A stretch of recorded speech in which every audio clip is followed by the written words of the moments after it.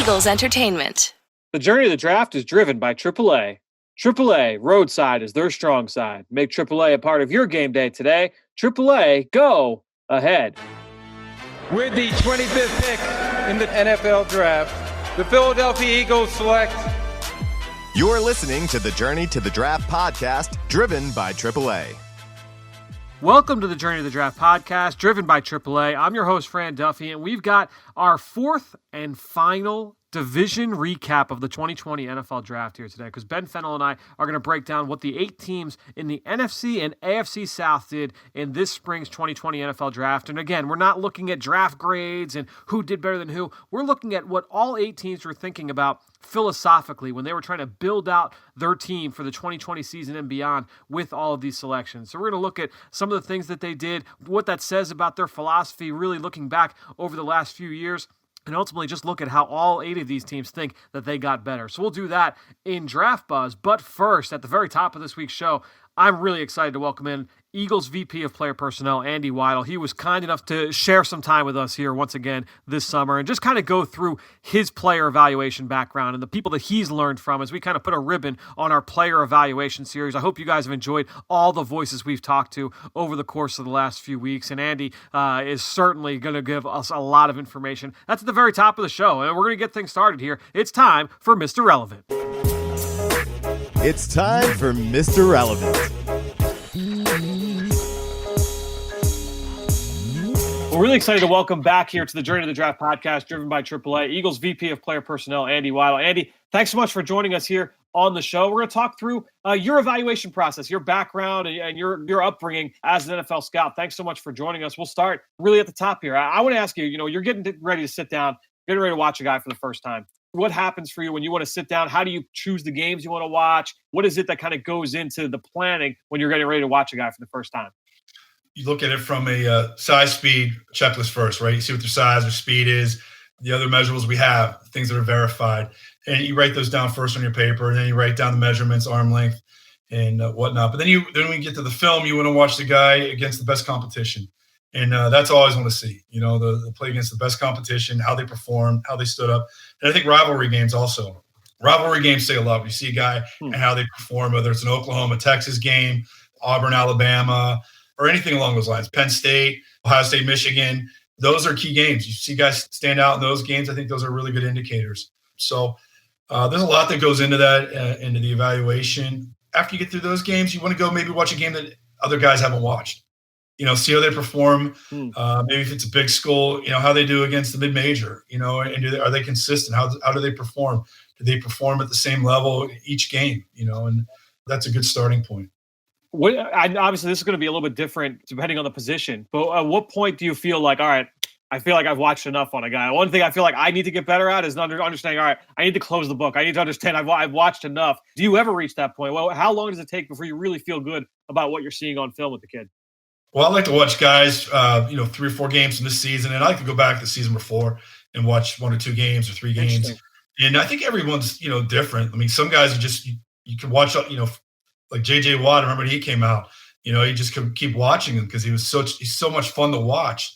Those great players are just fun to watch. You can watch them. That's what I always say is like, the more you get excited, you want to watch another game. Like that means that's a good indicator. You like the player. If you're struggling to get through a game, possibly you're just not as into it. It's usually another indicator as well too. Like, hey, this guy, I'm having a hard time getting excited about this player. But at the end of the day, you want guys that you're excited about.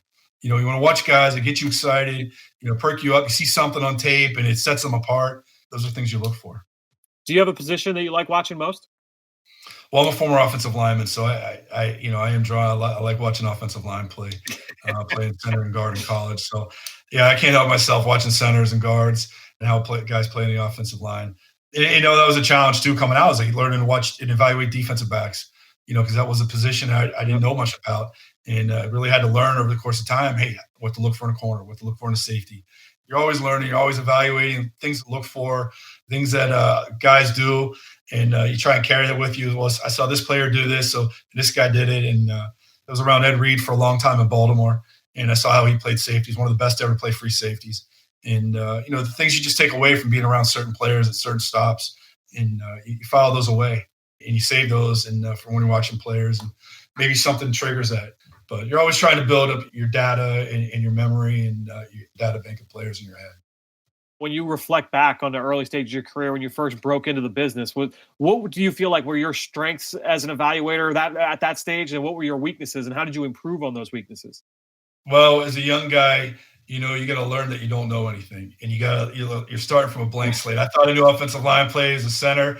You get to Pittsburgh in my first year as an intern there. We drafted Alan Faneca, and we still had some really good players on the offensive line.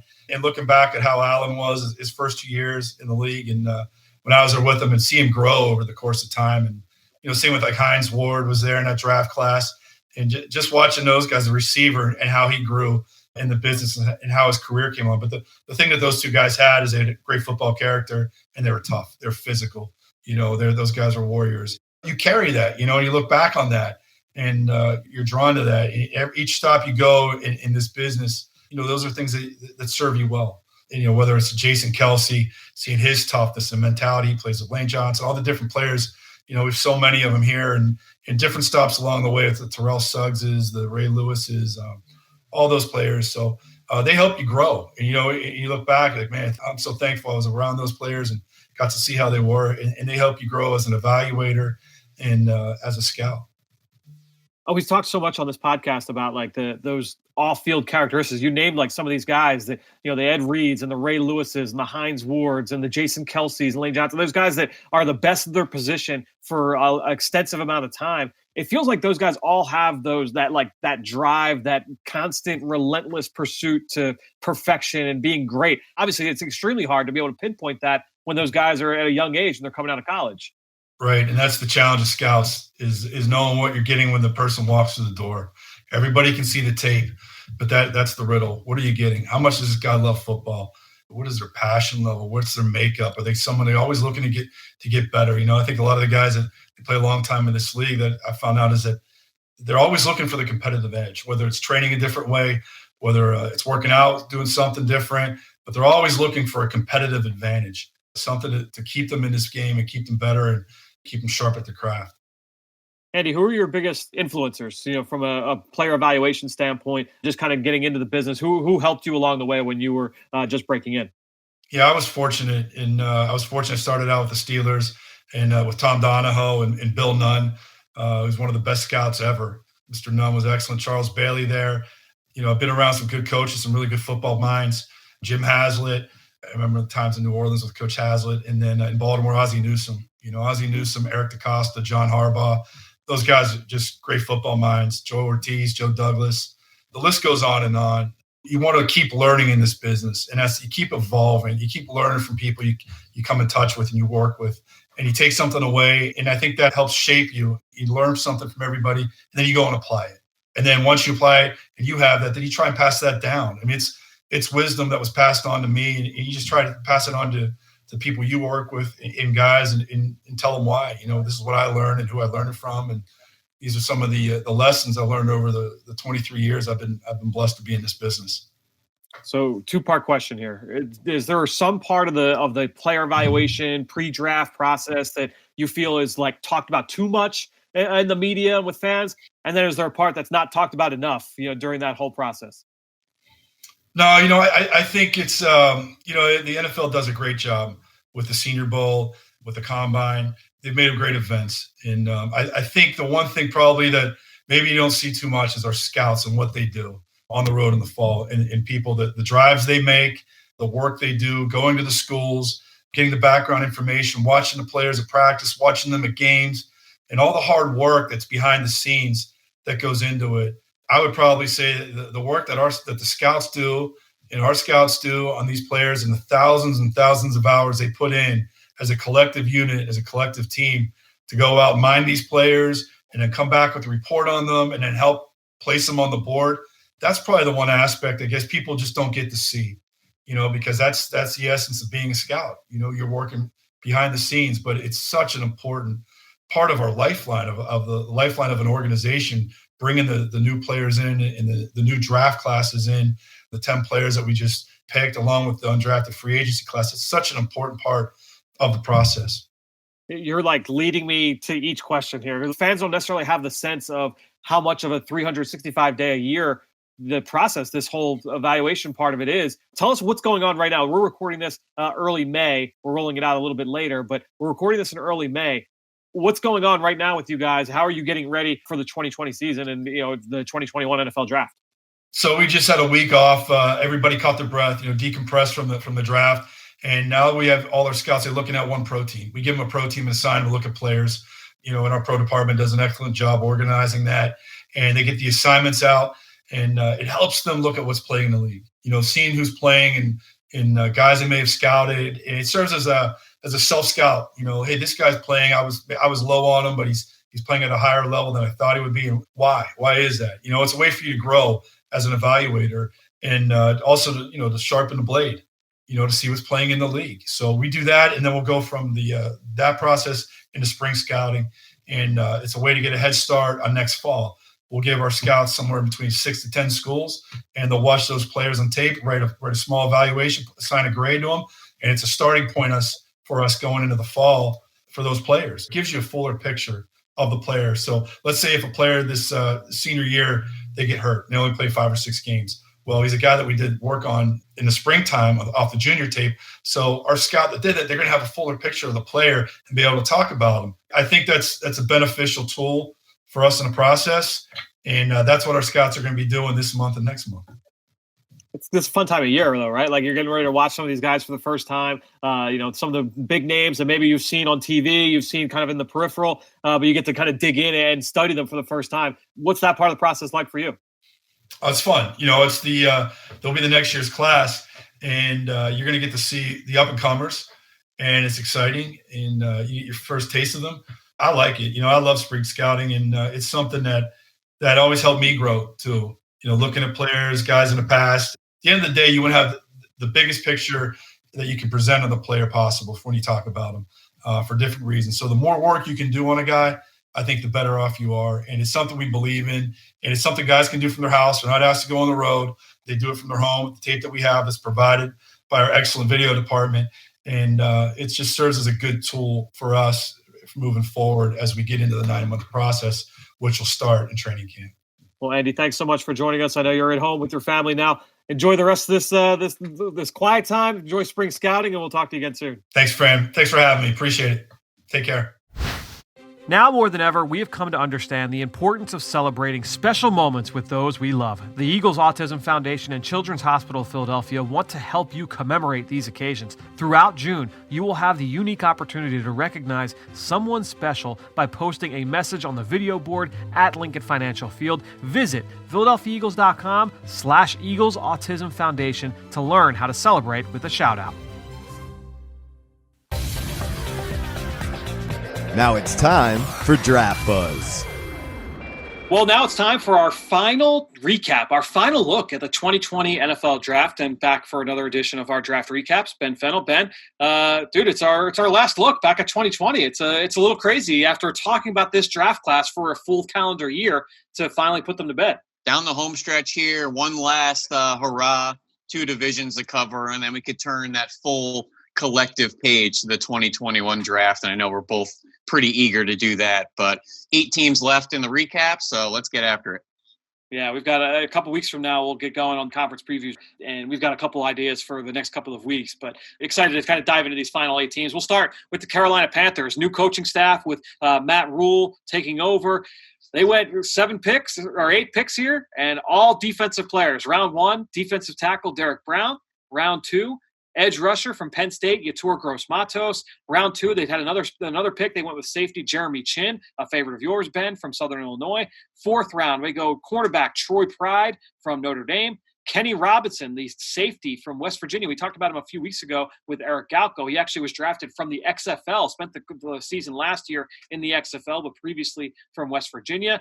6th round, you go defensive tackle Bravion Roy, who I saw down at the Shrine Game, and he actually played for Matt Rule down at Baylor. And then Stanley Thomas Oliver, the corner safety from UCF, rounded out the draft in the 7th round. So, Ben, let's talk about this top pick.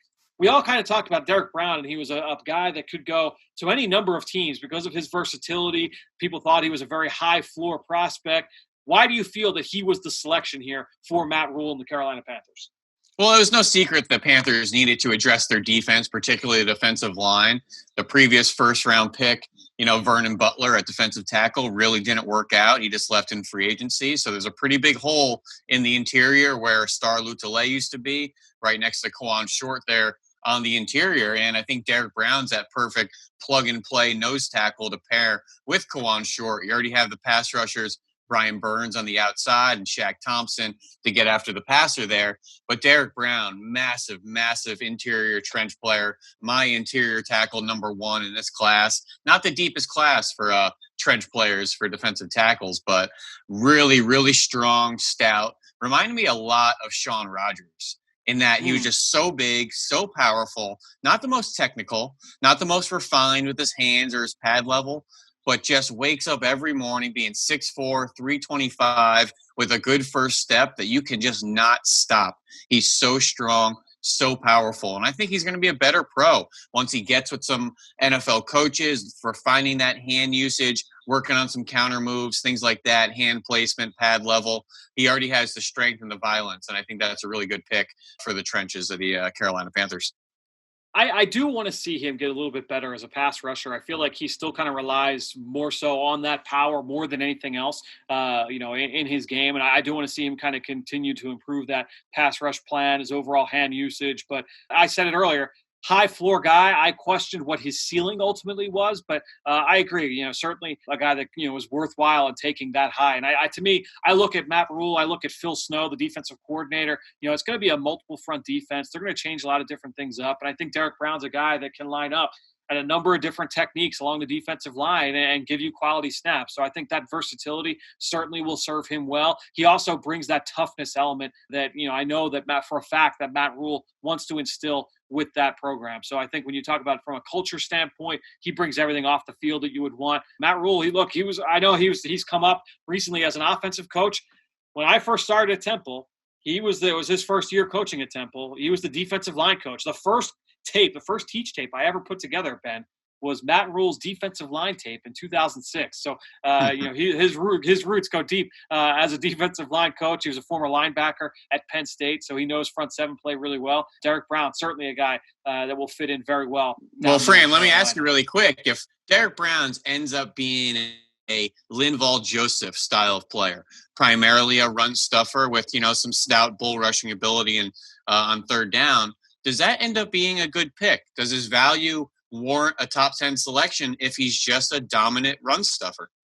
I would say that probably not, but it also comes down to who else went around him and stuff like that. Like, is he a better pick than Javon Kinlaw? Like, we'll see what Kinlaw turns into. If Kinlaw turns into a similar kind of player, then or less, then Derek Brown was a fine pick. Well, look, we could talk through that, 4 or 5 years from now. But to me, like, if he's just a run player, I probably don't want him at 7th overall.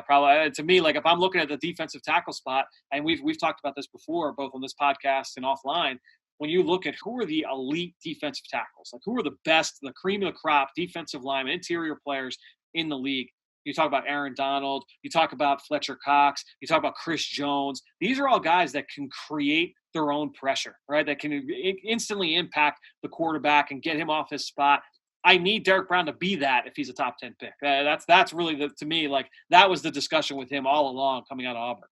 Yeah, absolutely. And I think it's also worth mentioning he was part of that 2016 recruiting class for Sean Gary, Ed Oliver, Nick Bosa, Dexter Lawrence, Brian Burns. Long story short, he could have came out last year if he wanted to. He decided to return for his senior season, which we all love to see, hanging an extra year in the SEC and really improving his game. So really interested to see where he ends up being as a pro. All right, let's get to our day 3 standout, our favorite pick from the third day of the draft. I'll let you take this one off the top. I'm going to go with this corner from FIU, Stanley Oliver Thomas here. Kind of a late corner. He's a big kid, 6'2", 184. He was a receiver prospect coming into school, was actually an all-conference receiver as a freshman in Conference USA, converted to corner in 2017. He's pretty physical. He's got good length, a little clunky in press coverage, but pretty good click and close from off coverage. 18 PBUs, 2 picks the last season. Had some really good plays this past year against the University of Miami. If you want to see him against more of a Power 5 speed, really interesting player. I hope he can get some playing time. Yeah, that's an interesting one. I'm actually going to stick at the quarterback spot, and I'm going to go with Troy Pride Jr. in the 4th round. Ben, Senior Bowl, man, like he was one of the best 4 or 5 players down there in Mobile. If you're just grading just off what they did down there in the week of practice, I thought Troy Pride was really, really impressive. So, look, he's got some things that he needs to improve on in his game, but from an athletic standpoint, from a physical tool standpoint, I thought he was really, really good. And then also, again, what I saw with my own eyes down in Mobile, really, really impressive. So let's go to over the top here. Well, I kind of thought the low-hanging fruit there was going to be Bravian Roy, who was the combine snub, Baylor D tackle, rejoining Matt Rule over in Carolina. That was my option B. I figured you were going to take him, but another interesting player. He is massive. He is strong. I'm surprised he didn't get the combine invite. He's a really good player on tape. He's got, I think, if I remember right, he's got like shorter arms than any defensive tackle drafted in the last decade. I have to go back and look at it. Just the way he's built, though, he's massive. So, like, over the top, our big takeaways from this team, and obviously it's the first year with Coach Rule there. One of the things he talked about out at the Combine this year was positionless players, and it's a term we've talked about a lot on this podcast. We talked about it over on the Eagle Eye in the Sky podcast, Fueled by Gatorade. He used that term, and he talked about it out in Indianapolis. He got that with his first 3 picks, right? I mean, Derek Brown, Yetur Gross-Matos, certainly Jeremy Chin, guys that can line up at a number of different spots. You talking about Jeremy Chin, you called him the day 2 version of Isaiah Simmons. I think when you have those kind of guys that can wear a lot of different hats and give you that versatility on game day, that presents a lot of value for the right defense. And as I mentioned with Phil Snow, they're going to be very, very multiple with the way they play defensively. All 7 of their picks were on defense this year, so clearly a side of the ball that they wanted to improve. I think one of the big things, look, Marty Herney has been in charge there down in Carolina for a long time, outside of the handful of years that Dave Gettleman was the GM. Herney took a back seat then. But, look, he's been there for a long time. I do kind of wonder how much longer will Marty Herney kind of be the general manager, be the guy who calls all the shots. But it's going to be very, very interesting just to kind of see what the outlook of this team is moving forward. Let's pick an undrafted free agent sleeper here. Who's a name that you're going to be watching this summer from the squad? All right, Fran, these picks for the undrafted, I'm now picking the guy who I think is going to make the team, all right? And I feel great about this selection for all the NFC South teams. Put me down for Giovanni Ricci from Western Michigan, squeezing in to being tight end 3 or 4 on this team. I don't see a whole lot of problems in front of him. They'd be in Thomas, nice player from Indiana a couple years ago, Chris Manhertz, Tamarick Hemingway. I think it's open season for Giovanni Ricci to squeeze his way onto this roster. Really productive tight end, another guy that was a combine snub, 6'3", 240, great in the pass game. Very, very productive. 50 catches this past year, 8 touchdowns. Anytime you have 50 catches for a tight end, you're typically going to be in a top 10 production among the tight end class. He's a former high school quarterback. Really interesting player that I thought could have squeezed in around 6 or 7, considering the lack of tight end depth in the class. I agree. I thought he was definitely a draftable player. Not only was he a high school quarterback, I believe he started his career at wide receiver. To me, I think there's a lot of Trey Burton to his game. I love that. In terms of his skill set, and Trey Burton obviously was undrafted coming out of the University of Florida. He was also a high school quarterback who started as a wide receiver and kind of got moved around a little bit and played his final year as a little bit of an H-back role. But Giovanni Ricci certainly was the name that I kind of have earmarked to make this team coming out of camp. Fran, he's going to be a good matchup nightmare. I mean, they got Teddy Bridgewater, Christian McCaffrey, Curtis Samuel. You add in Robbie Anderson to DJ Moore. You brought in Farrell Cooper, who's kind of a jack-of-all-trades guay. So a lot of interesting players on that offensive, especially at the weapon position. No question. So let's go to the Tampa Bay Bucks now. A team that was a little bit busy. They made a couple headlines here this offseason. Obviously, getting Tom Brady in the fold down there in Tampa. Let's run through their picks really quick. First round, they trade up for the Iowa tackle Tristan Wirfs. Second round, they get the safety from Minnesota, Antoine Winfield Jr. Round 3, Vanderbilt running back Keyshawn Vaughn. And then we go to the third day of the draft, the 5th round, Minnesota wide receiver Tyler Johnson. Nebraska defensive tackle Khalil Davis in the 6th round, and then a couple of 7th-round picks here. Chappelle Russell, the linebacker from Temple, and then the other 7th-round pick, Raymond Calais, the running back, I believe from Louisiana Lafayette. But Chappelle Russell, Bruce Arians, just he's just got his things for his Temple guys, man. He loves Temple guys. Obviously, a former head coach of Temple, 2 former Temple head coaches in the NFC South. I didn't even put that together. Chappelle Russell, an interesting player. But let's go to the top pick here. Tristan Wirfs. Why do you feel that he was the selection here for the Tampa Bay Bucs? Well, Fran, don't forget, there's also Todd Bowles, the defensive coordinator of the Buccaneers as well. Course. Oh, he's got a bunch of Temple guys down there. Another Temple tie. Tristan Wirfs was kind of an interesting player in this tackle class. He had the massive Mekhi Becton. He had Jedrick Wills, the right tackle, Alabama. Andrew Thomas seemed to be the jack of all trades. And Tristan Wirfs just looked like a little bit more of a throwback tackle, in my opinion. He reminded me a lot of Chris Samuels, who was a 10-year Pro Bowler for the Washington Redskins, coming out of Alabama, was a top 5 pick. Powerful people mover, plays with great leverage, strong hands, good grip strength and torque. You could see the wrestling background in the leverage and the way he controlled people with his pad level and really loose hips. I just didn't see that freakish athleticism that he showed us all at the combine or jumping out of the pool on social media. I just didn't really see that at Iowa. Wasn't out in space a whole lot, didn't do a whole lot of impressive things to display that athleticism, but I think he has it in the back pocket. We've obviously seen the jumps. We saw the 4.85 speed in combination with his brute strength and flexibility. If he can hold down one of those tackle spots for 8, 10, 12 years, this is an absolute home run pick, no matter who's at quarterback back there. Think about Tom Brady. He loves to have that protection up front in the pocket, right? The guards in the center. I kind of wonder, do you think that there's a possibility that Wirfs ends up at guard before the season's over? That's certainly a possibility, but I think that right tackle position, they need somebody out there. You have Donovan Smith at left tackle. Obviously, I think there's a lot of interesting players on the interior. So if you do want to kick Wirfs into maybe that right guard spot that Alex Kappa's in, or maybe you could beat out Ali Marpet at left guard, does that mean is that Joe Haig's spot at right tackle there? I still just think maybe that might be a year away. This could be a eventual left tackle of the future of the Buccaneers as well. Even though he might play right tackle this year, I don't think his movement on the O-line is done just yet. So as I mentioned, 4 picks on day 3. I'll go with my favorite pick here on the third day first. And to me, it was wide receiver Tyler Johnson, the kid from Minnesota. This is a kid that made some really impressive catches. He had some bad drops, but made some great catches down the field, over the middle as well. I think he's got some position versatility, crafty route runner. You question a little bit, the ability to separate in terms of, his quickness in and out of cuts and the long speed for sure, the short area burst. But to me, Tyler Johnson was a pretty well-tuned receiver. He's the kind of guy that has that skill set that I think meshes well with Tom Brady. Yeah, I'll go with this Raymond Calais out of Louisiana Lafayette. You know what it reminded me a little bit? You remember Jeff Demps coming out of Florida a couple years ago? Yeah. Kind of a track star, running back, ended up playing some downs with the Patriots and Tom Brady. But this kid's similar. He's 5'9", 185, all sorts of track background, 100-meter, 200-meter relays, absolute sprinting speed, kick return ability. I don't think he'll ever see a snap on first or second down, to be perfectly honest with you, Fran. But this guy's got scat back third down written all over him. And, they have Ronald Jones. I like they grabbed Keyshawn Vaughn in the 3rd round, who I think is a super underrated player out of Vanderbilt.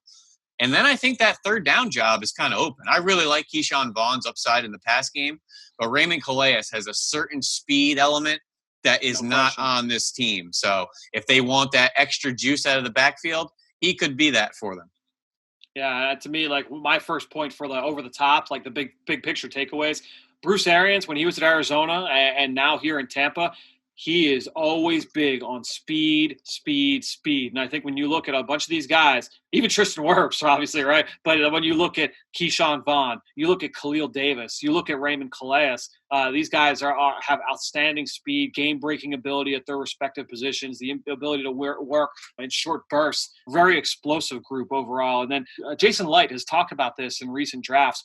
They typically they're not afraid of guys that are a little bit underdeveloped guys with upside. When you look at this group, kind of look, and you're like, all right, Tristan Wirfs, Keyshawn Vaughn, Khalil Davis, Calais, Chappelle Russell, all those guys, they're not finished products. Rarely are guys finished products anyway, but high upside players that, they trust their coaching staff. They trust their developmental process to be able to get the most out of these players. So let's get to the undrafted sleeper. Let's get a name here that you're excited about here from the undrafted ranks. Who's a guy that you think is going to make this team in the summer here, Ben? Well, I have 2 that I kind of wanted to talk about, but we're going to go with LSU's Michael Divinity, outside linebacker. Ooh, yep. I see that smirk on your face. I hope I took him from you. I don't know what this kid is, Fran. He was a high recruit coming out of high school as a 4-star, the number 3 player in Louisiana behind Christian Fulton and Rashard Lawrence.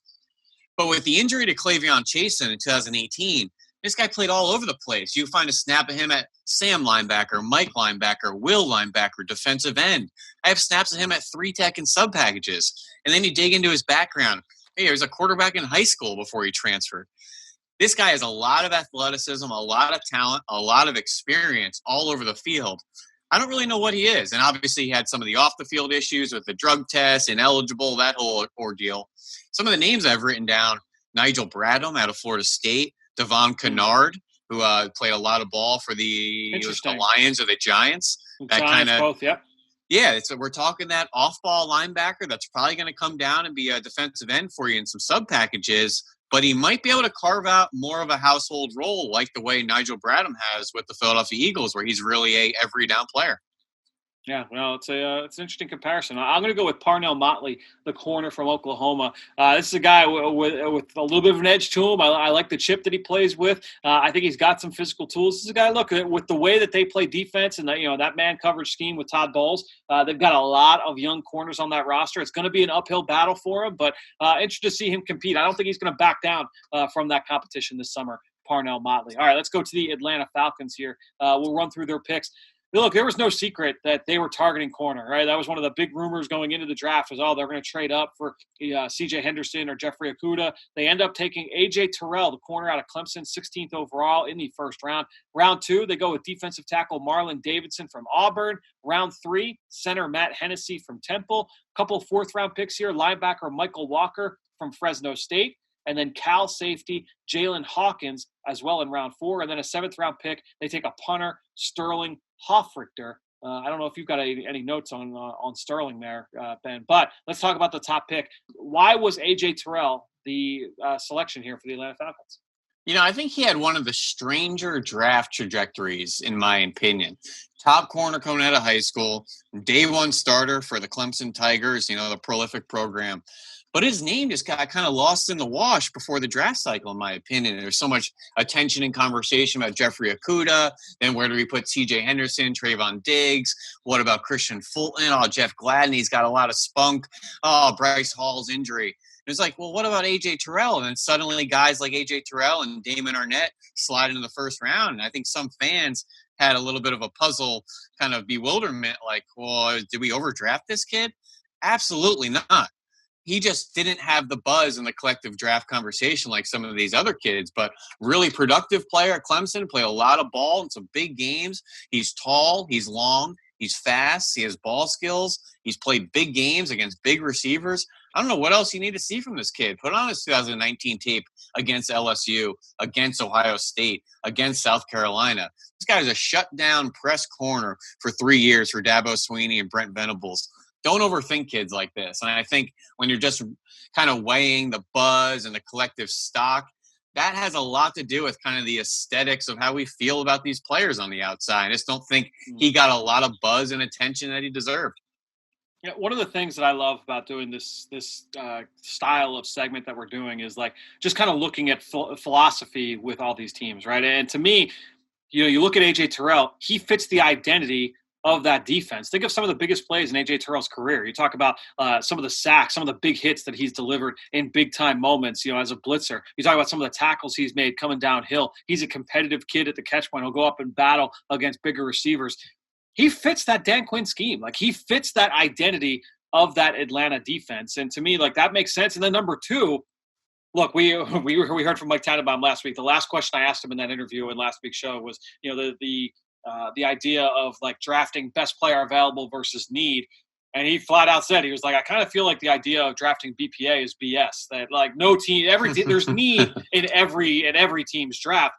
I think though, with some teams, it's just more blatant than others, where like literally like you can make out a list and say like, okay, their top needs are A, B, C, and you can guarantee when they go, they're going A, B, C. They're going A, B, C in some kind of order. If it's not A, B, C, it's B, A, C. And I think Atlanta is one of those teams, and they're not afraid to kind of double down. But when this is a team that had some turnover at the cornerback spot this offseason, they were coming out of the first round with a top corner, come hell or high water, whether it was going to be Henderson or Okudah, like I mentioned earlier, or whether they're going to take one of these guys right afterwards. Trayvon Diggs kind of made some sense to me as well, but taking A.J. Terrell, certainly not a shock. But even look at Marlon Davidson, he screams Atlanta Falcon when you watch him. He's got that identity of that defense that they've built. All those guys that like Tack McKinley, his play personality matches Marlon Davidson, right? In terms of just the frenetic, relentless nature, that physical toughness, that competitive toughness. Some teams have that identity on one side of the ball or the other. I feel like the Atlanta Falcons, he fits that culture in terms of what they've built on the field. Absolutely. So Fran, really quick, just digging through my notes on A.J. Terrell. I was just refreshing. We're a couple months removed right here. Yes, he didn't have a great game that last game of the season against LSU. No Jamar Chase, had some big plays on him that left kind of a bad taste in probably the collective national media's mouth. But you also have to remember he had a pick six in the national championship game the year before on Tua Tagovailoa on the way to Clemson, absolutely throttling that Alabama team. So he's shown up in plenty of big games as well. Obviously, Jamar Chase and that LSU team, very, very good, prolific. Rough game for Terrell. It just stinks that was his last college game, but I think his draft spot really warranted his ability. So let's go to our top pick from day 3. To me, I'm going to go with the Fresno State linebacker, Michael Walker. And the reason why is my comparison for Michael Walker that I wrote down in my notes was Devondre Campbell, who the team lost in free agency to the Arizona Cardinals. And again, this is a team that's going to draft for need. Michael Walker could step right in and play that role. Devondre Campbell was a 3rd or 4th round pick out of Minnesota a few years ago. Michael Walker steps in as a 4th round pick, and I think could do a lot of similar things. Very, very similar skill set and body type there for Michael Walker to Devondre Campbell. All right, Fran, I'm cheating the game here for a minute. You're going day 2, aren't you? I am going day 2 because you stole my pick here from Michael Walker out of Fresno State, Azusa Pacific transfer. Don't worry, you'll leave that out. I'll throw that in there. But I think Matt Hennessy is the future of the center position of this Atlanta Falcons team. I don't know how long Alex Mack is going to hang around there. Hopefully it's just maybe 1 or 2 more years, then pass the torch on to Matt Hennessy there coming out of Temple. Really interesting player. He reminds me a lot of Jason Kelsey. You could even go back further to the 90s. Remember Tim Ruddy with the Miami Dolphins, kind of a throwback center there. Undersized, athletic, really good bend, but his football IQ is absolutely off the charts. And I think that will get you on the field, especially as a young guy. And there were some guys leading into draft season that I really respect, like Gil Brandt, that had him above Cesar Ruiz. So there's some people out there in the scouting community that saw Matt Hennessy as OC1, and looking at guys like Cesar Ruiz that went in the 1st round. Pretty impressive accolades there from scouts that we really respect, Fran. I gave him and Ruiz almost the same grade, but I liked Hennessy's upside a little bit more. The guy that I wrote down Weston Richburg is the guy who he reminded me of. Oh, that's a great one. Yep. His skill set. But no, I think Hennessy is going to be a great fit down there in Atlanta as well. Let's go over the top here. And honestly, looking at my notes from what I wanted to talk about with Atlanta, I've already kind of hit on it. Always a team that drafts for need. And you should talk about a team with an identity, the competitiveness, that edge, that toughness, speed, and sideline players on defense. We kind of hit on that already. So are my takeaways there from over the top on the Atlanta Falcons. Let's wrap it up with the undrafted sleeper. Who's a name you're going to watch this summer? Man, there's a couple guys in this Falcons. They have a lot of interesting players in their undrafted crop. Chris Rowland out of Tennessee State, dynamic returner. He's like an Andy Isabella clone. I don't know if he's going to get reps on offense as a rookie, but I promise he'll be a special teamer and returner. But this Jalen McCluskey out of Tulane, forget the Tulane tape, Fran. Go back and watch his tape at Oklahoma State. Dynamic player out there. He seemed to lose some touches to Justice Hill and who's the receiver? James Washington out on the outside. He's more of a gadgety type of receiver running back, but ended up taking a grad transfer to Tulane. Didn't get the touches he really wanted to, but a prolific athlete that if he gets an opportunity to get on the field, look out. Mine is going to be Jared Pinkney. This is the team that lost Austin Hooper. They trade for Hayden Hurst. I think Pinkney's got a skill set that's kind of similar to Hayden Hurst a little bit. I think Hurst is a little bit more dynamic athletically, but Pinkney is a nice, well-rounded player. He's not overly dynamic, as I mentioned, but I think that he's got the ability to kind of come in and fill that role as a potential number 2 down the line. But I think as a number 3, number 4 tight end early on, I think Pinkney could make the team with that kind of role. I'm also just throwing it in there. McCleskey, I saw him in person once. 2017 against Pitt. He had 7 catches for 162 and 3 touchdowns. So that always left kind of a lasting impression in my head. And coincidentally, in that game, Avonte Maddox got annihilated on the outside by James Washington. And that left a bad taste in my mouth. And my own fault, that really kind of left the taste all the way through the draft cycle. And I probably give Avonte Maddox the credit he should have and given him a clean slate. And that happens sometimes. You see him in person, you just get a different feel on a player, and you maybe carry that feel further than you should have. And Avante's really proved me wrong, so credit to him. Well, that happens to teams as well. I mean, the first impression always matters. So, it weighs so heavily for good or for better or for worse. Sometimes you might see a guy and he had such a great day the day you saw him, and then that kind of carries weight for you moving forward. And maybe he doesn't quite ever match that, but no, it's certainly an interesting takeaway there. Let's go to the New Orleans Saints here, wrap up the NFC South. Only a handful of picks here, 4 picks. And Mickey Loomis, look, that's something with them. They're not bashful about trading up, moving up for guys that they like, and that was the case here this year. We'll run through their picks. Cesar Ruiz, the center from Michigan, in round 1.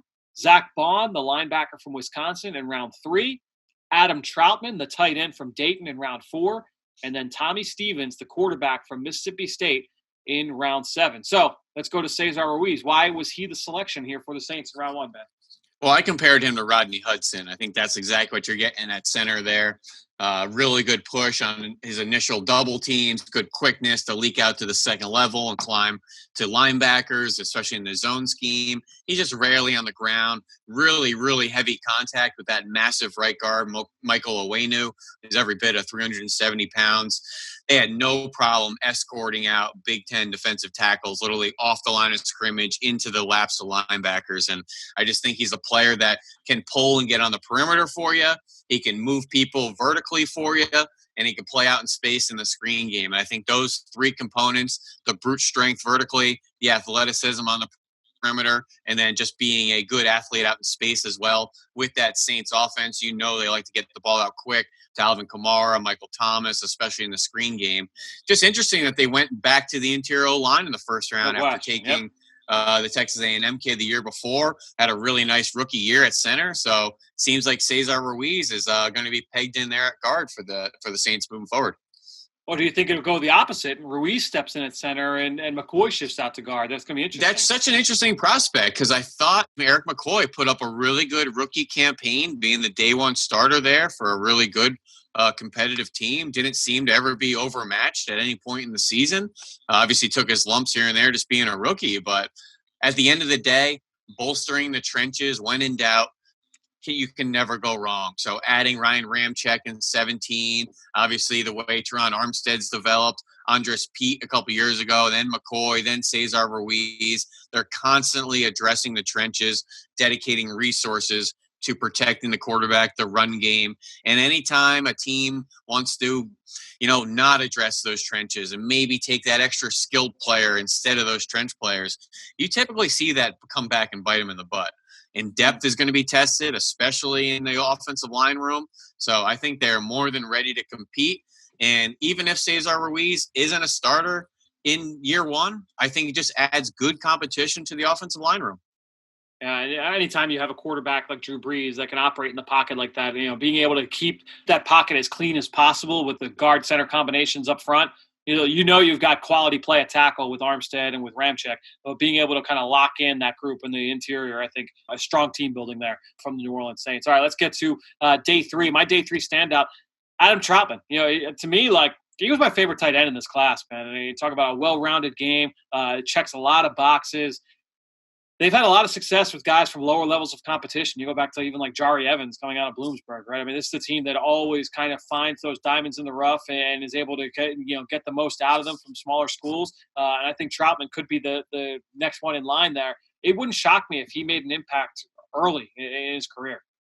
Well, suddenly you're going to day 2 on our day 3. No, he was round 4. He was round 4. He's round 3, pick 105. What? Comp pick from the Vikings. Adam Troutman from the University of Dayton. You're sleeping. It's a comp pick in round 3. It's basically a 4th round pick. Well, the funny thing is they only had 1 day 3 pick. So I thought we were going to have tons of overload information on quarterback Tommy Stevens at Mississippi State, who is their 7th round pick, 240 overall, who we both really were intrigued with when he came over, essentially with Joe Moorhead from Penn State.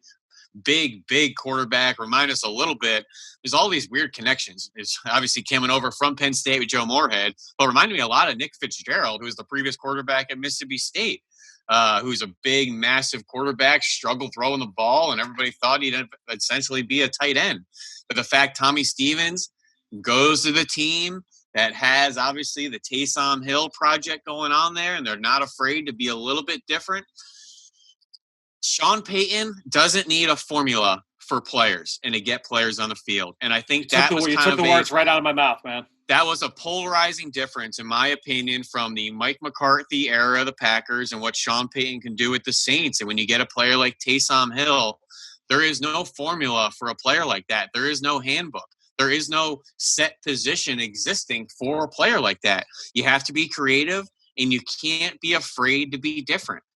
And I think Sean Payton is not afraid to be creative, maybe do things a little bit unorthodox. And I think we've seen how it works out, and it puts defenses in binds and gives defensive coordinators extra wrinkles to prepare for during the week.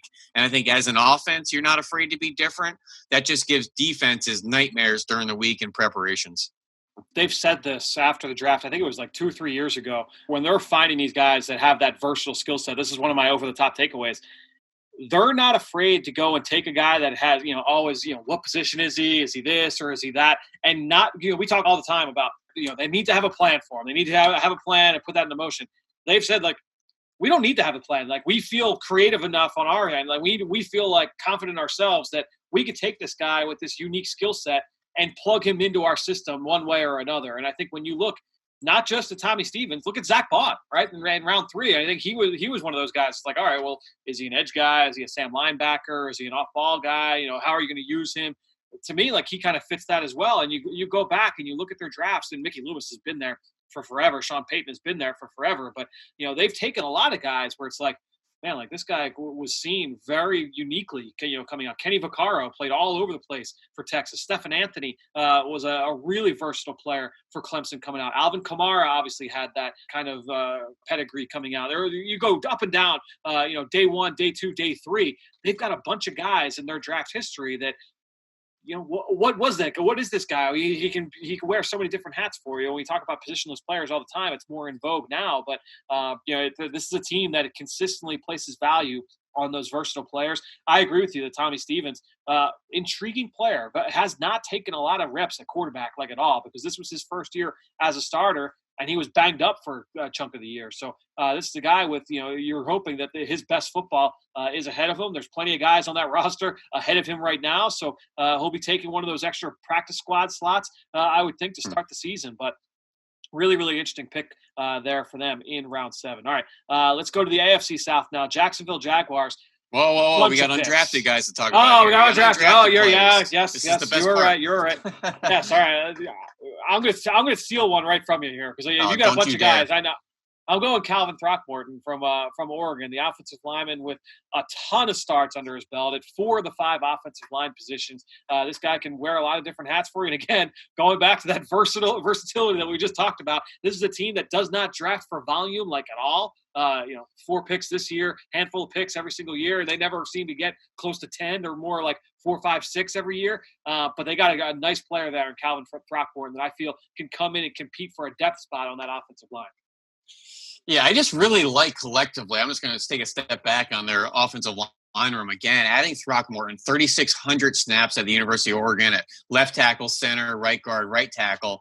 Another undrafted offensive lineman is Adrian McGee. Really intriguing player for the LSU Tigers national championship team, but on a completely different trajectory. Really just a 1-year starter.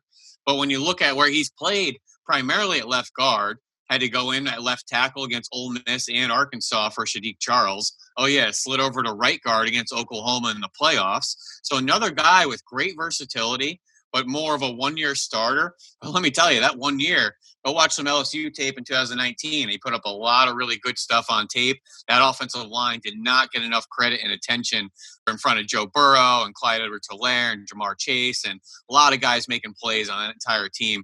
I just think Shadik Charles and Cushenberry and that whole offensive line needed more credit. But when you just look at the Saints addressing the offensive line in the first round, they did a couple years ago at Ramczyk. Look at their free agents. James Hurst out of Baltimore, Nick Easton out of Minnesota, Patrick Omama, who's played a lot of ball in the NFL. Those are 6, 7, 8-year vets in combination with first-round picks, in combination with undrafted free agents with a lot of experience. This is exactly how you address the offensive line room, by adding young talent, veteran talent, and never letting the offensive line go to sleep. Always addressing, always getting better, and adding more competition. And I think that keeps your team collectively competitive for years and years. It's a lot of great points there on your part. All right, even Darren Paulo from Utah, Fran. Darren Paulo, massive offensive He's a Shrine Bowl lineman. guy. No question. Oh, what a great undrafted free agent class between Darren Paulo, Calvin Throckmorton, Adrian McGee. What a great offensive line room. Now, finally, to the Jacksonville Jaguars in the AFC. I mentioned the Saints, not a team that drafts for volume. The Jacksonville Jaguars, 12 picks in this draft, 2 in round 1. They get C.J. Henderson, the corner, at 9th overall. Caleb Chason, the pass rusher, 20 overall. Round 2, they go with Colorado wide receiver Laviska Shenault. Round 3, Davon Hamilton, the defensive tackle from Ohio State. And then you got a trio of 4th-round picks. Ben Barch from the small school ranks in Minnesota St. Paul. Josiah Scott, the corner from Michigan State. Shaq Quarterman, the linebacker from Miami. A couple of 5th-round picks here. Safety Daniel Thomas. And then wide receiver Colin Johnson. Daniel Thomas is from Auburn. Jake Luton, the quarterback from Oregon State in round 6. Tyler Davis, a tight end in round 6. And then 7th-round cornerback Chris Clay Brooks from Memphis. This is a guy I know that you had hyped up a little bit on the back end of the season. But a bunch so of happy to see him drafted, the Jacksonville Jaguars. So happy I know to see you like him Brooks. drafted. Sometimes you'll bring him up here in a few minutes. But let's get to the first round. C.J. Henderson, Caleb Chason, Jalen Ramsey was already on the way out. Yannick Ngakoue looks like he's on the way out. The team looks to add some reinforcements with some blue-chip prospects at those 2 positions. Yeah, changing the guard out there in the secondary. It seems like yesterday we had all sorts of different players on the back end with Jalen Ramsey and A.J. Boye, and you hit reset for the most part. And now comes in C.J. Henderson from the University of Florida, and he's a cover corner. He's a press man cover corner. I've seen him 6 times the last 3 years. And that's what you're getting. You're getting a boundary corner that's going to play press man and take away the number 1 wide receiver on the opposing team for you. Line him up outside the numbers and say, go card him and let me not worry about you. Doesn't need a whole lot of help over the top. He's tall, he's long, he's fast, he's feisty. And I think the biggest knock on him was his play temperament and not the most aggressive, sticking a nose in on the run and things like that. But I promise you watch any of his cat blitzes, he comes in 100 miles an hour. He's not lacking effort. I could show you a play running down Deebo Samuel 80 yards or causing a forced fumble running down the tight end at Tennessee 50 yards. So I see flashes of effort. But at the end of the day, you go and take away and erase wide receiver number 1 on the opposing team. Nobody cares about your tackling ability. And I think that's why we really saw a Dominique Rodgers-Cromartie style of player, which it's no secret. He's not putting his head into anything, but he's fast, he's long, has really good ball skills, and wakes up every morning with a pedigree to play press man. And I think you need that from your cornerback number 1. I think they got a good one in C.J. Henderson. Yeah, it's a group where I love kind of looking at GM draft histories and stuff, and this is kind of an over the top thing, so I'm getting ahead of myself here. But we're talking about these 1st-round picks, and you look at Henderson, you look at Chason, both coming from the SEC. Dave Caldwell has made 9 picks in the 1st round, and I know Tom Coughlin has been there, and he was kind of like, is he making the calls? I'll just say since Dave Caldwell has been there, which is 2013, they've had 9 players in the 1st round. 7 of those 9 picks have come from the SEC. Like. When you usually see that from teams actually from the Southeast region in the NFL, which is kind of interesting that they kind of see SEC football every week, and I don't know if they buy into the hype or what, but 7 of 9 1st-round picks have come from the SEC. C.J. Henderson, Caleb Chason, Josh Allen last year, Taven Bryan the year before that. The year before that was Leonard Fournette. Dante Fowler, Luke Jokel, the only two guys that bucked the trend. Jalen Ramsey, who was from the same region of the country in Florida State, which was basically an SEC team, and at that point of the program. And then Blake Bortles, the quarterback. Everybody else from the SEC. So, if you're filling out your mock draft next year, look for an SEC player to plug in to the Jacksonville Jaguars. But just an interesting trend there to take away from me. Day 3 standout. I'm going to go with Josiah Scott, the corner from Michigan State. I'm going to be honest, and look, they took a boatload of guys, right? So some of these guys are going to work out. Some of them aren't. Day 3, there wasn't a guy that I was like, man, I love this pick here for the Jacksonville Jaguars. A lot of these guys, I was like, all right, I could see how he fits, but I wonder about this trade or I wonder about that trade. But Josiah Scott in the 4th round, competitive kid, experienced kid, came in and started as a true freshman, at Michigan State, which there weren't a lot of guys that did that. I don't think there was any corners, honestly, that did that for Mark D'Antonio. So, Josiah Scott, I think, you're talking about a versatile kid, a competitive kid in that secondary, again, kind of remodeling that group. Yeah, Fran, I think when he stood there on the Wednesday before the draft in late April, I think all 5 defensive back spots of the Jacksonville Jaguars are up for grabs. And, right. I like Ronnie Harrison. He's probably got one of those spots. And now C.J. Henderson's a corner. But they drafted 4 defensive backs, and they added another 4 in undrafted free agency. It's no secret they needed a new crop of players and to add competition to the back end. So my kind of point on day 3 was just the variety of players. Josiah Scott out of Michigan State, much more of a nickel presence with his size being 5'9", 180, but a really good athlete. Daniel Thomas out of Auburn, defensive back, more of a safety body, really good in run support. He's every bit of 205, 210 pounds. And then the 7th round pick we were talking before, Chris Claybrooks, long press corner, actually ran a 4.25 in summer tryouts 2 years ago, but he's an outside the numbers type of corner. So I think just adding that versatility to the defensive back room with your press man guy and C.J. Henderson, you got a nickel and Scott, you got a safety in Daniel Thomas, a long corner with good speed in Chris Claybrooks. Just no secret. They needed new bodies out there. And I think adding some versatility and some variety is what it's about to hit reset. Yeah, no, it's a really good point. Let's go over the top. I kind of talked about it a little bit. Tom Coughlin was there, and it seemed like he was kind of calling the shots. Dave Caldwell instituted back in as general manager. And so it's tough to look back at the last few years and say, how much of this was Caldwell, how much of this wasn't. But I'll say this, ton of picks this year, and we'll see if that's something that continues for them moving forward as they're trying to kind of stockpile and try and make one more final run with that group that's already there in the building. How about an undrafted sleeper here, Ben? We talked about a lot of these guys. Typically, when a team has a lot of draft picks, you don't usually see too many undrafted free agent guys go there and say, they got a bunch of rookies already that you guys like ahead of me. But I thought they got a couple guys that I was pretty intrigued by in the undrafted ranks. All right, so my pick for the Jacksonville Jaguars to make the roster in 2020. Yep. North Dakota State tight end Ben Ellefson. All right, wow. This is a really interesting player. He's 6'3", 250 with all sorts of grit and toughness. He's more of a move player, but he's not afraid to mix it up and block. A lot of play action leaks and pop passes because he blocks so well. That means you can get him on the field in early downs, sell the run, and then try to leak him out in the pass game.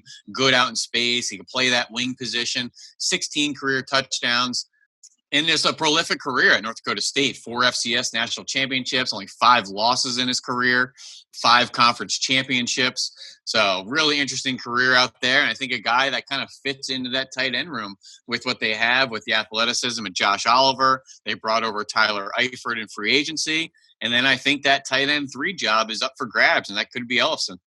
I went with J.R. Reed, the safety from Georgia. I think he's got a shot to make that squad as well. I kind of like J.R. Reed, man. He was not like a truly explosive post player, and then you're like, wow, look at this guy's range. But I thought he was really instinctive. I thought he was tough. This is a guy that, has played a good amount of football for them. I kind of like J.R. Reed. I thought he was a draftable player. I thought they got a steal there after the draft. His 2017 tape, Fran, J.R. Reed's tape in 2017 was out of this world. I thought that was easily a day 2 player, maybe even a day 1 player, and just never really lived back up to that hype in 2017. He could have come out last year, decided to stay for a senior season to really improve his stock, and just never really lived up to that 2017 tape, obviously being son of Jake Reed, former Vikings receiver, so he has the NFL pedigree. But again, just adding that type of depth and versatility to the defensive back room. I like what the Jags did.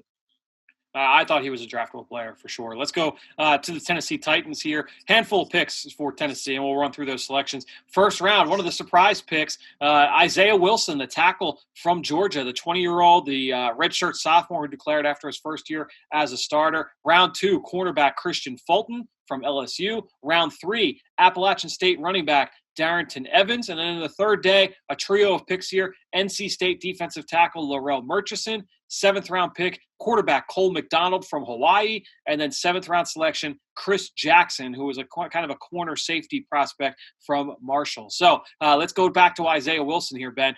In your mind, why was he the selection here for the Titans in round 1?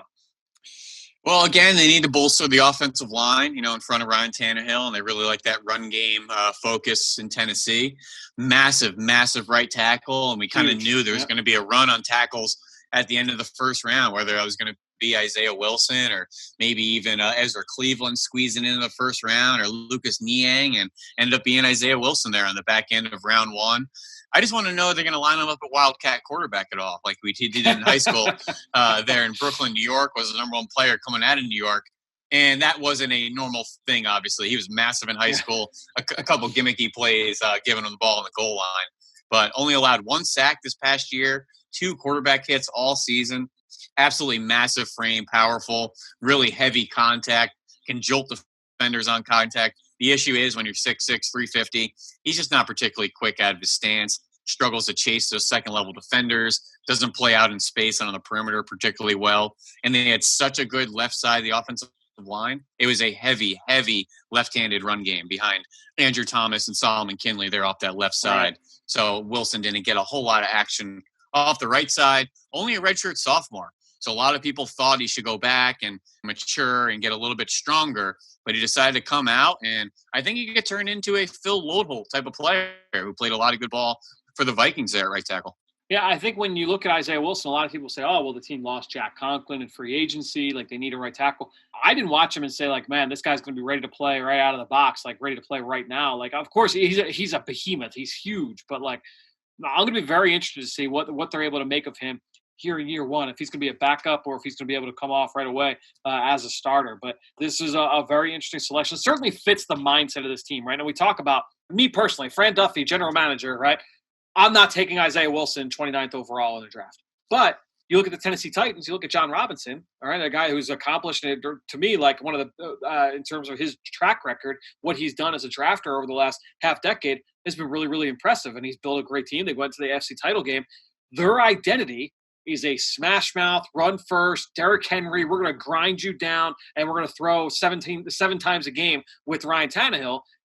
Yeah, Isaiah Wilson fits that mindset, right? He fits that identity for that team. But that's one of the big things I wanted to drive home over the last few weeks is that every team is going to see things a little bit differently through their lens and through the way that they want to build their squad. So teams are going to evaluate and rank players a little bit differently compared to the other 31 squads. And to them, Isaiah Wilson was a really good fit for what they want to be, not just for 2020, but for 2021, 2022, and beyond that. So to me, that's why he was the selection there late in round 1. All right, let's go to Fran. I really think they're okay with Dennis Kelly being the starter day 1 at right tackle if they need to.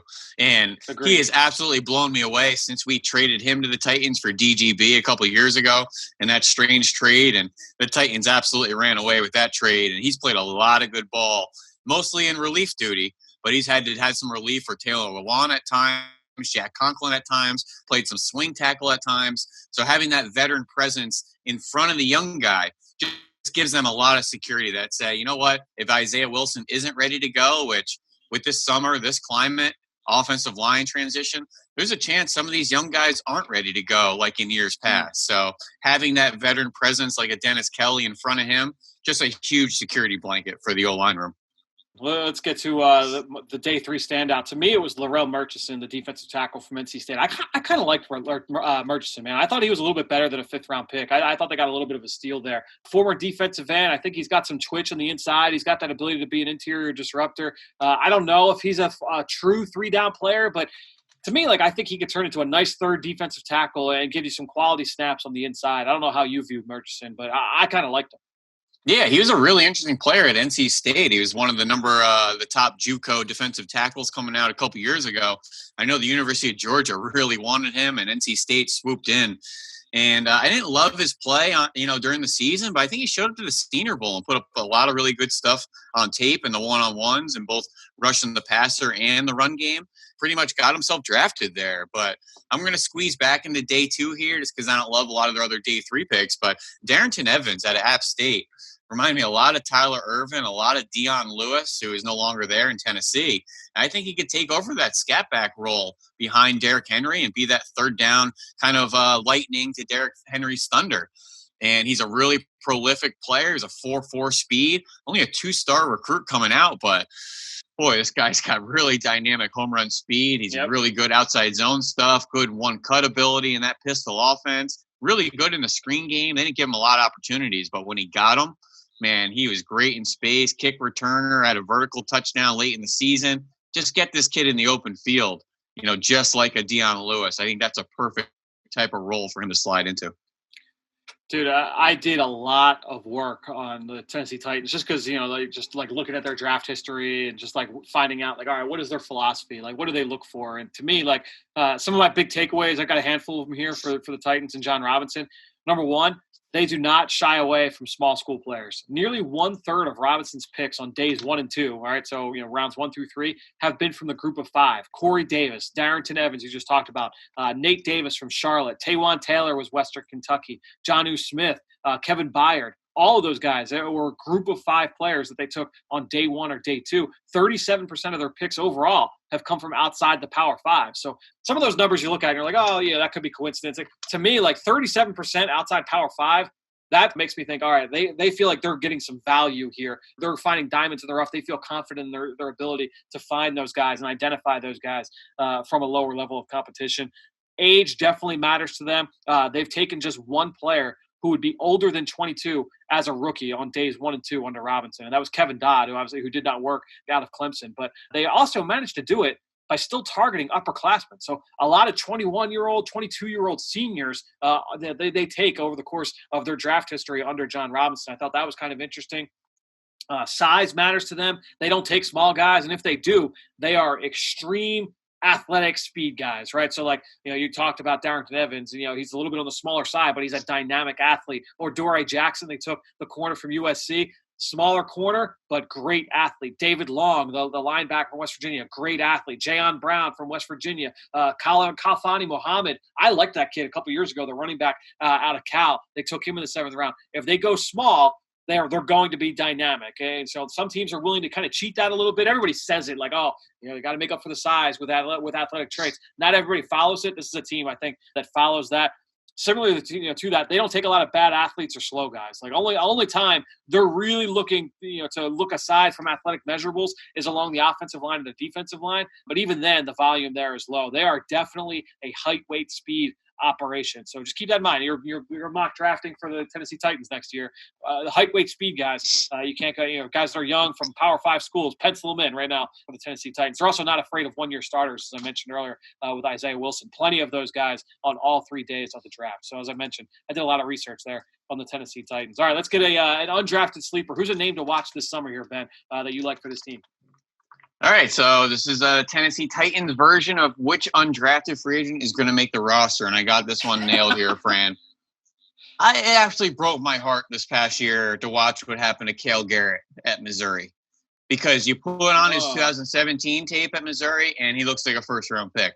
Huge year in 2017 with 10 tackles for loss, 100 tackles, 2 picks, making plays all over the place. He shows up 2018, 100 tackles, plays in the pass game, behind the line of scrimmage, second team all-SEC linebacker, getting ready for a big senior year. Bam, tears his pec against Troy. Only played 5 games, had 3 interceptions, though, before that. But I kind of thought he might be eligible for a medical hardship, decided to come out anyways. And when you lose almost your entire senior season, who knows what your draft stock and trajectory is. And it was no secret he was going to go undrafted, but I think this kid's a much better football player, obviously, than his draft slot. He put up a lot of good stuff in the SEC in 2017 and 2018. Unfortunate injury this past year. this is a heck of a football player here, Fran. And if he's healthy and ready to go, he's coming for one of those jobs. I don't know if it's Rashaan Evans or Jayan Brown or whoever's in front of him at linebacker, but this kid's going to be eager and excited to contribute wherever he can. Well, it's a good name. I'm going to go with a guy from the small school ranks. They lose Taywan Taylor this offseason. He goes, I think he's with the Cleveland Browns now, right? Mason Kinsey, the kid from Berry College, Division II. I think he's got a similar skill set to a Taywan Taylor, man. I think he's got that ability. We'll see if he can make that roster out of camp. This is not a team that's terribly deep at wide receiver. I think you look at that depth chart. You say, all right, they got Corey Davis. You got A.J. Brown, who was a top 50 pick last year and had a really strong rookie year.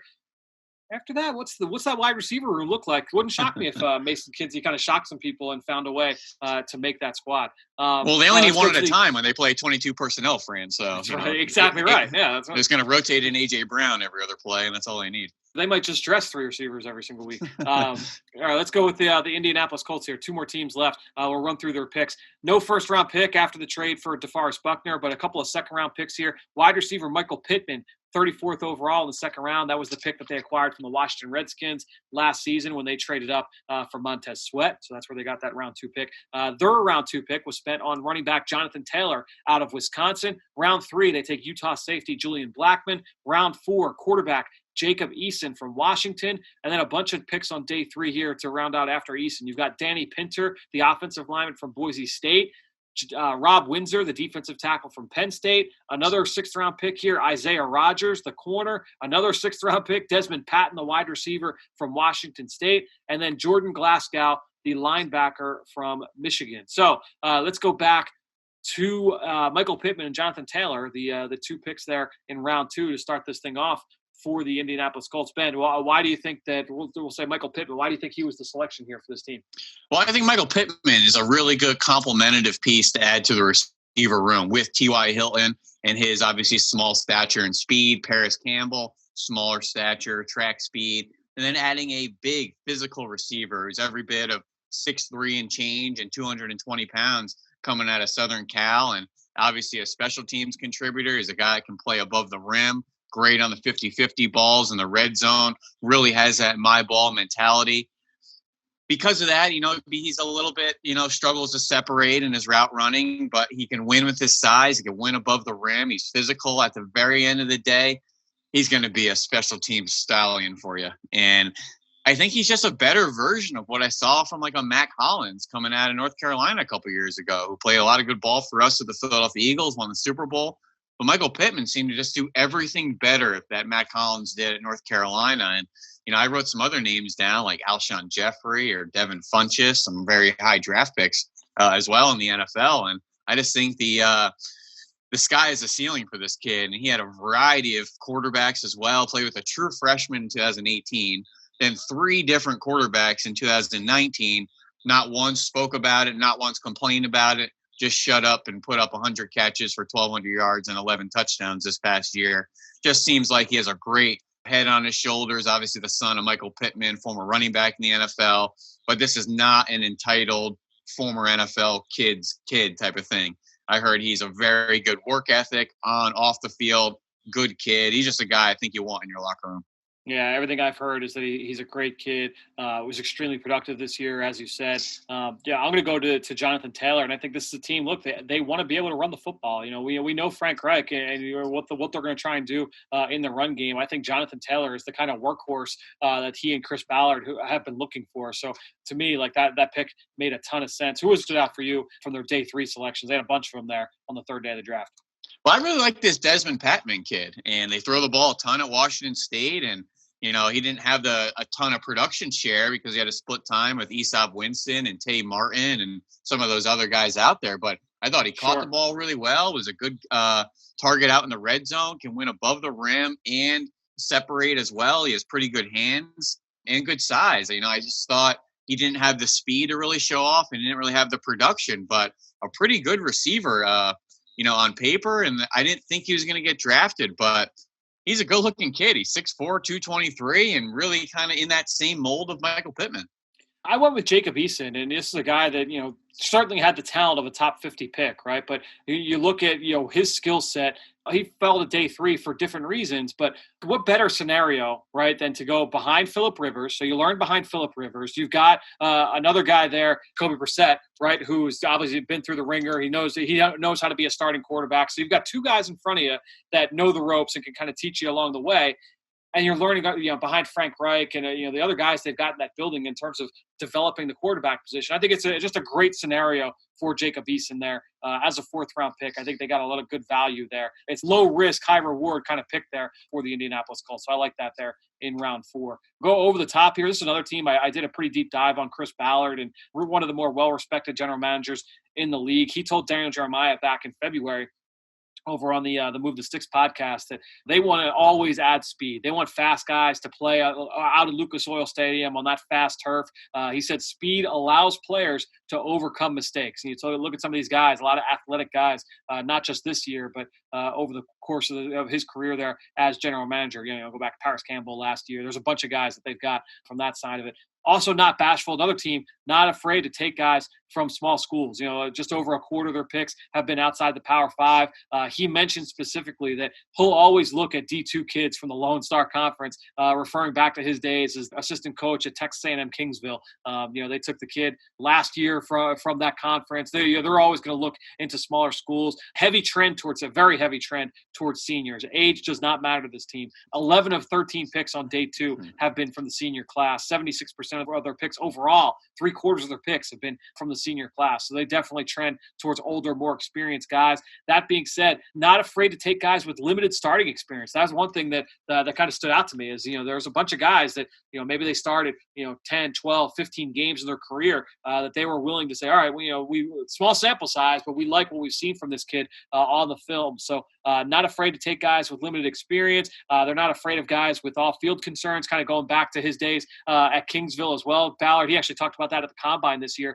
He said, look, everybody makes mistakes. And he said he worked with a lot of second and third chance kids when he coached down at Texas A&M Kingsville. And that's something he brings with him to Indianapolis. But that being said, football character, very, very important to them. I know you retweeted the article this past spring that they did, I think, with Peter King, where they kind of just did like a kind of an inside look at their draft process and, their director of player development, who they brought in from the Green Berets, just all the different things that they kind of put through guys to just kind of tell, like, all right, what is his character like? Is this guy going to be reliable? Does he have a favorable developmental profile? A lot of different questions that they were able to kind of get answered in that segment. I don't know if there were any other takeaways you had from that piece.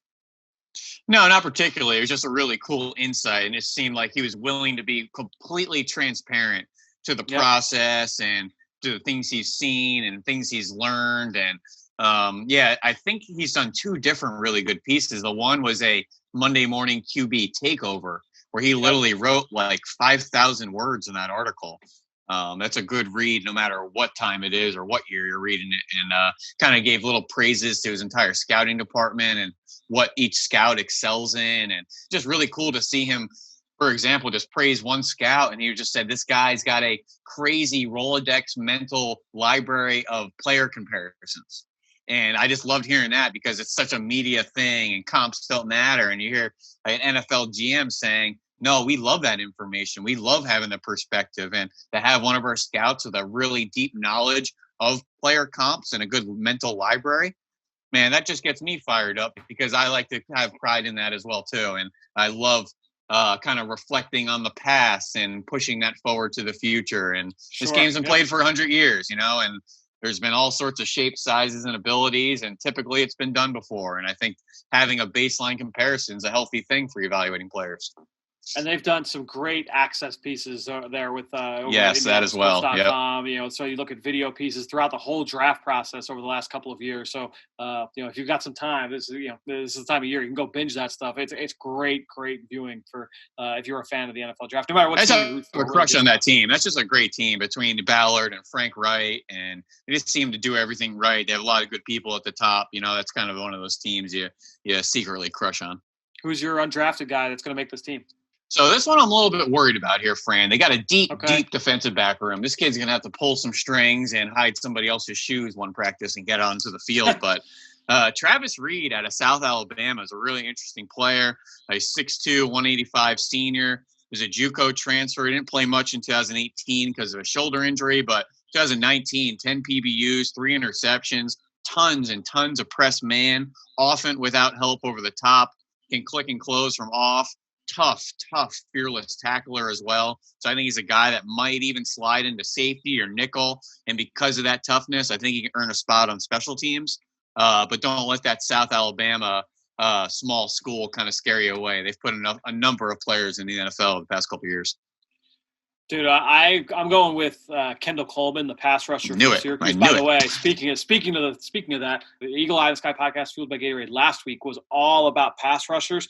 You don't want to miss that episode. If you didn't listen to it, you can go check out Matt Burke. I caught up with Chuck Smith. Really, really great conversation about just developing pass rushers from the ground up. And to me, Kendall Coleman is a guy that comes ready-made out of the box. This guy gets it as a pass rusher. Like, the physical tools aren't going to wow you. He's not like the biggest or most explosive or, most fluid athlete. He's got some flexibility to him. He can turn the corner, but this is a guy who just gets it as a pass rusher. Really, really advanced with his hands and his knowledge of how to attack offensive linemen. So I think Kendall Coleman, he's going to be my sleeper to make that team. The first thing I've written down, Fran, is pass rush plan.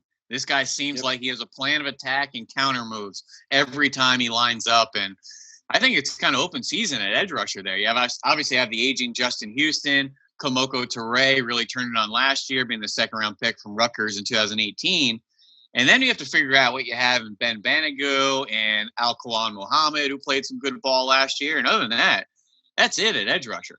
There's 5 guys at defensive end. So I think if Kendall Coleman can put Bagano or maybe Muhammad in his sights there and be that first guy off the bench, he is a bona fide speed rusher and has a good pass rush plan. I think can earn some third down snaps immediately for the Colts. Yeah, I think he's got a chance to make that team. Let's go to They've our done a lot team, in free agency too. I mean, they bred Phil Rivers, Trey Burton, DeForest Buckner, Xavier Rhodes. I mean, this team is ready to compete in 2020. Yep, I 100% agree. Let's go to our final team here, man. We're going to put 2020 to bed here with the Houston Texans, who only had 5 selections in this draft, a bunch of trades for this team, obviously this offseason, so a much different roster here in 2020. But Ross Blacklock, the defensive tackle from TCU in round 2, Jonathan Grenard, the pass rusher from Florida in round 3, and then a trio of day 3 selections, Charlie Heck, the tackle from North Carolina, John Reed, the cornerback from Penn State, and then Isaiah Coulter, the wide receiver from Rhode Island. Let's go to Ross Blacklock. Why do you feel that Ross Blacklock was the selection for this team? Well, they obviously need to address some of the trenches there next to J.J. Watt and, inside of Whitney Merciless and some of those guys. But Ross Blacklock's a really interesting player. He was only a redshirt junior. He missed 2018 with a torn Achilles after a monster freshman year. And I would challenge anyone, even at this point, 2017 TCU against Stanford, Arkansas, Kansas State. 3 teams that love to run the ball, massive offensive lines. And this young kid, Ross Blacklock, out of nowhere, dominated. And I thought he was on his way to being a first half of the first round type of player. All of a sudden, he goes missing in 2018 because of the Achilles. Bounced back just a little bit in 2019, but I don't think he really came back fully to that form we saw in his freshman year. But he's really athletic, good first step, a lot of stunts and twists to free him up, rushing the passer. He just seems to move differently of everybody else in the trenches. A little bit more flexible, a little bit more burst, better one-step quick, strong hands, really good balance. Not given a whole lot of one-on-one opportunities to go hunt quarterback. So he might end up being a more productive pro, has the interesting background, being the son of the Harlem Globetrotter player and coach. Really interesting player that had to bounce back from an injury after a dominant early year in his career at TCU. Yeah, I think this is a team that obviously wanted to get better in the trenches this year. They lose DJ Reader in free agency. To me, look, whenever you have a head coach who's also the general manager, more often than not, that guy's going to draft for need. That's just kind of the way that it typically goes. And I was going to talk about that in a little bit, but you're typically going to draft for need and try and check boxes off your list here for what you need on your roster. And I thought that's what they did in this draft. Who was your favorite day 3 pick? For me, it was the Rhode Island kid, Isaiah Coulter. I thought he was one of the more impressive kids that I saw out at the combine that I had not watched before the trip to Indianapolis. So he really caught my eye during the receiver positional workout. Had a solid workout overall in terms of the linear stuff, like 40-yard dash, the jumps. But I thought his positional workout was really, really good, and they got him in round 5. Hey, here's a question for you, Fran. Is John Reed the brother of Justin Reed? No. Are you sure? Because that would also be the brother of Eric Reed. John Reed is from your neck of the woods. He's a Philly kid. He went to St. Joe's Prep, and he lived. It's Eric Reed. It's Eric Reed and the Stanford now Texan safety Justin Reed. Yes. Correct. Got you. And then John Reed here, who coincidentally is from Mount Laurel, New Jersey, here in my backyard of NFL film. He's lived all over South Jersey. St. Joe's Prep with DeAndre Swift and John Runyon, was the number 3 player in PA behind Saquon Barkley. I've heard of that guy. But a really interesting player at Penn State playing their safety. He's small, but he's scrappy and feisty. Has played some inside, played some outside. But he's been on the field since his true freshman year. He's played a lot of snaps. He got over 2,600 snaps in his career at Penn State. PBUs every year. It can play some slot for you. There's a really interesting piece there to add to the Jay Reed contingency in the Texans defensive back room. I like that. All right, let's go over the top here. I mentioned head coach, general manager. Typically, they're going to pick for need more often than not. I'm going to be honest, though, man. It's look, only 4 picks, only 5 picks for Bill O'Brien. It's tough to get a really good sample size in his first year as general manager in terms of how are they going to trend? I will say he's kind of tapped into his Penn State connections there. Obviously, the former head coach at Penn State, he gets John Reed there on day 3. But no, that's all I got there from over the top for this team. But let's go to an undrafted sleeper name to watch. Who's making this team this summer that was undrafted here, Ben? I thought Scotty Phillips was in for a bigger role and a bigger season there with Ole Miss.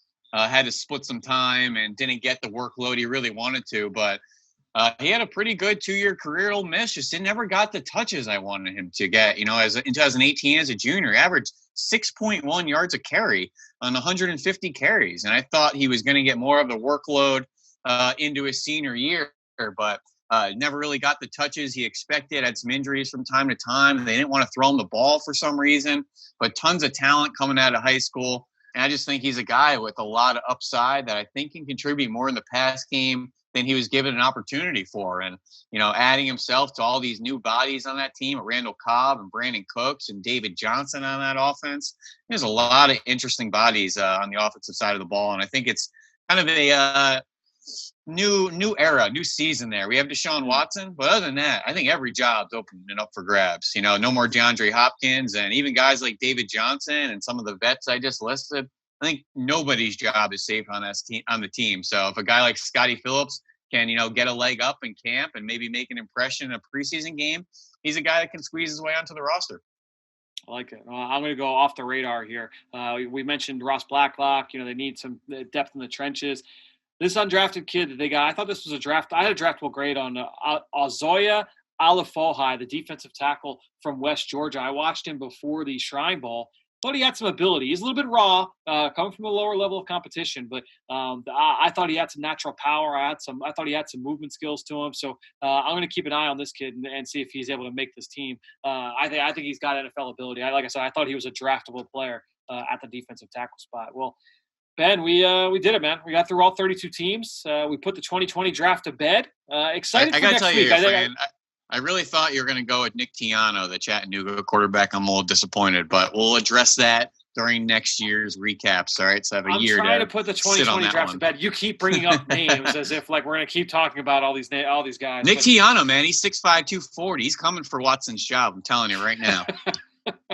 Well, look, we're going to keep taking a look back, but it won't be a look back at 2020. Next week, we'll be taking a further look back, but I don't want to give away too much of what we're planning here on the next couple of weeks. Stay tuned next week here on the Journey to the Draft podcast, driven by AAA.